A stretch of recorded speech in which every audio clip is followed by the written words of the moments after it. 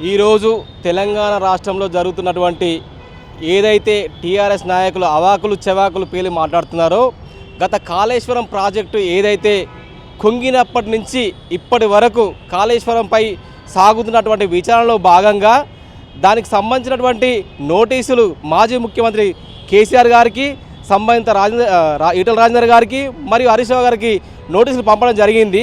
ఆ నోటీసుల పైన వాళ్ళు ఎలాంటి విచారణ ఎదుర్కొని దాని విచారణకు సంబంధించిన పూర్తి సహకారం అందించి కాళేశ్వరంలో జరిగినటువంటి ఎలాంటి వాస్తవాలు కమిషన్ ముందు దృష్టి తీసుకోవాల్సిన అవసరం బీఆర్ఎస్ మాజీ ముఖ్యమంత్రి గారికి మరియు రాజేందర్ గారికి మరియు హరీష్ రావు గారికి ఉన్నది.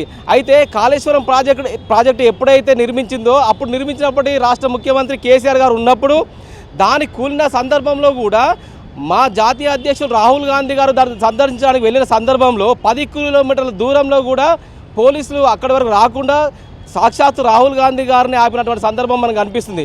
కాబట్టి కాళేశ్వరం ప్రాజెక్టు యొక్క పూర్తి బాధ్యత గత ప్రభుత్వం పైనే ఉంది.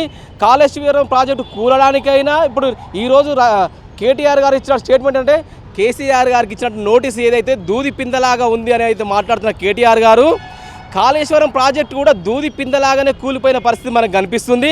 మీరు ఈ దూది పిందల అనే మాట ఎలాగ మాట్లాడుతున్నారో, మీరు రాష్ట్రంలో చేసినటువంటి పరిపాలన అనుకోండి, రాష్ట్రంలో కట్టినటువంటి ప్రాజెక్టులు అనుకోండి, ఆ దూది పిందల కాలం లాగానే ఈరోజు వాటి కుప్ప పరిస్థితి కనిపిస్తుంది. అయితే గత ప్రభుత్వంలో మీరు ఉన్నప్పుడు మీ నాన్నగారు కేసీఆర్ గారే దానికి ఇంజనీరు, మీ నాన్నగారు కేసీఆర్ గారికే దానికి పూర్తి బాధ్యత వహించుకుంటూ ఆయనే మొత్తం దాన్ని మోడల్లాగా తీర్చిచ్చిన వ్యక్తి ఆయనే. కాబట్టి ఆయన ఈరోజు ఎలాంటి కాళేశ్వరం ప్రాజెక్టు జరిగినటువంటి నష్టాన్ని అయినా సరే, కాళేశ్వరానికి అయినటువంటి బాగును కూడా ఆయన దృష్టిలోనే ఉంచాల్సిన పరిస్థితి ఉంది. ఆయనే దానికి సంబంధిత పూర్తి వివరాలకు సంబంధించిన కమిషన్ కూడా వెల్లడించాల్సిన అవసరం ఉంది.